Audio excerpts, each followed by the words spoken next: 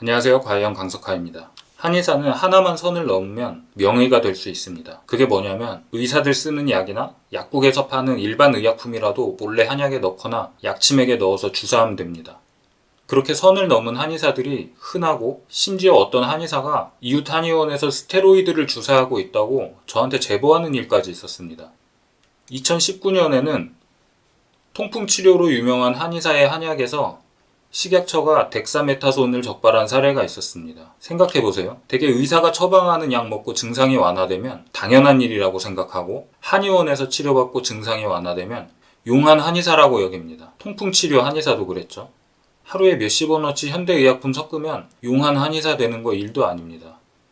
의사는 이 약이 증상은 완화시켜주지만 회복되려면 휴식과 시간이 필요하다고 설명하거나, 이 병은 완치시키기는 어렵고 꾸준히 약을 먹으면서 조절하는 수밖에 없다고 설명을 합니다. 예를 들면 요즘 알레르기철인데 알레르기 약만 해도 그렇죠. 완치하려면 복잡한 면역 치료가 필요하고 대부분은 약으로 증상만 억제하면서 지냅니다. 어리숙한 사람들은 한의원에 가서 한의사가 한약을 몇 달 먹으면 체질이 바뀌어서 완치된다는 말에 속아서 몇백만 원 결제할 겁니다.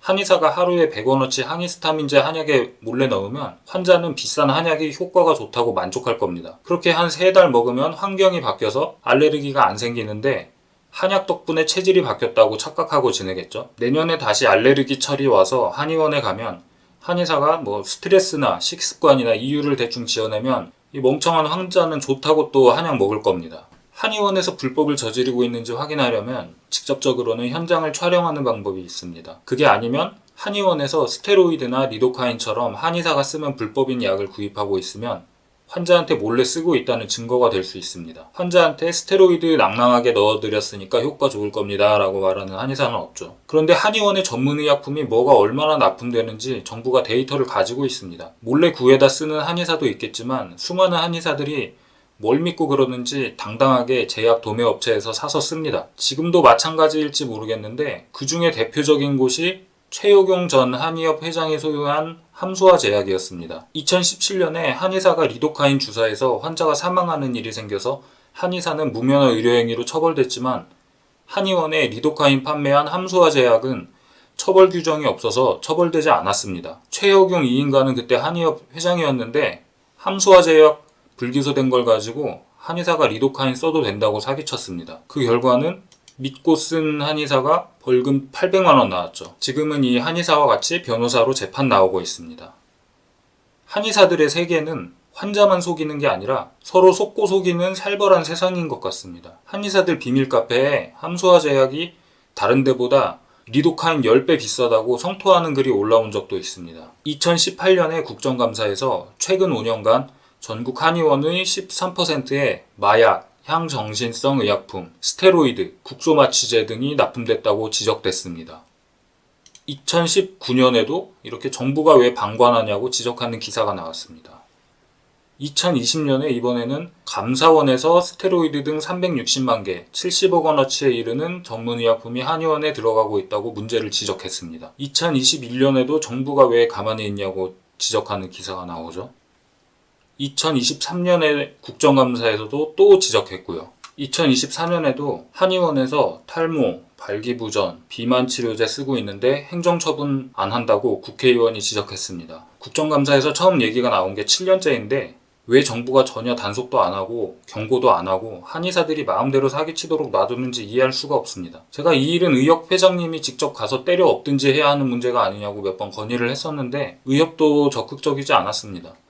그런데 이제 보건복지부가 단속하는 신용을 할 계획인가 봅니다. 보건복지부가 보건소를 시켜서 조사할 계획이라고 한의사들이 대응 요령 자료를 만들어서 돌리고 있습니다. 보건복지부가 한의사들과 미리 짜고 연기하자는 건지 아니면 한의사들한테 매수당한 일부 공무원이 정보를 흘린 건지 알 수 없는 노릇입니다. 그런데 이게 조사하고 있을 일이 아니잖아요. 스테로이드 쓰고 리도카인 쓰고 이미 유죄 판례도 다 있는데 기록 확인해서 다 고발하고 행정처분해야죠. 환자가 한의사가 자기한테 무슨 짓을 했는지 알 권리도 중요하니까 환자한테도 통보해줘야 됩니다. 저는 화학물질 약품이 싫어서 천연 한방치료 받을래요 하고 한의원 간 환자라면 사기죄도 적용돼야 옳지 않나 싶습니다. 그리고 이 짓은 한의사들 사이에서도 불공정한 경쟁이 됩니다. 이 자료를 보면 가장 많이 쓴 게 부신 호르몬제, 스테로이드입니다. 한의원 100여 곳 조사에서 14만 4천 개가 유통됐습니다.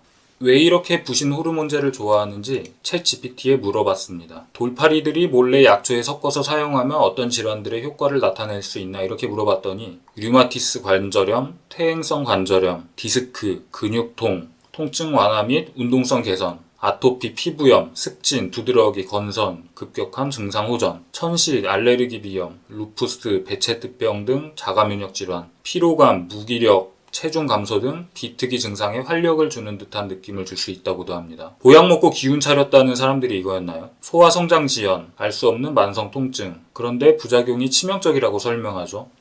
의사들은 환자의 상태와 부작용 위험성 등을 종합적으로 평가해서 필요한 경우에 필요한 만큼만 사용합니다. 그런데 한의사들은 대학병원에서 배워본 적도 없고 의사한테 배워본 적도 없어서 환자가 좋아진다고 착각하라고 막 쓰겠죠. 뭐 부작용 생기면 체질 개선 필요하다고 한약 몇 달 더 먹으라고 하면 그 환자는 이미 용한 한의사라는 믿음이 생겨서 100만 원 딱 긁고 갈 겁니다. 그리고 한의사들은 약침이라고 주사기도 씁니다. 그럼 주사기에 몰래 넣으면 어떤 효과를 낼 수 있나 물어봤습니다. 급성 염증 진정 및 통증 완화, 아토피 피부 질환, 급속한 호전, 호흡기 질환 개선, 만성 피로의 기력 회복까지. 한의사가 양심만 없다면 대놓고 구입해도 처벌도 안 하는데 안 쓸 수가 없겠네요. 이 짓 하는 한의사들 싸그리 처벌하는 게 당연한 도리이고 국가의 의무입니다.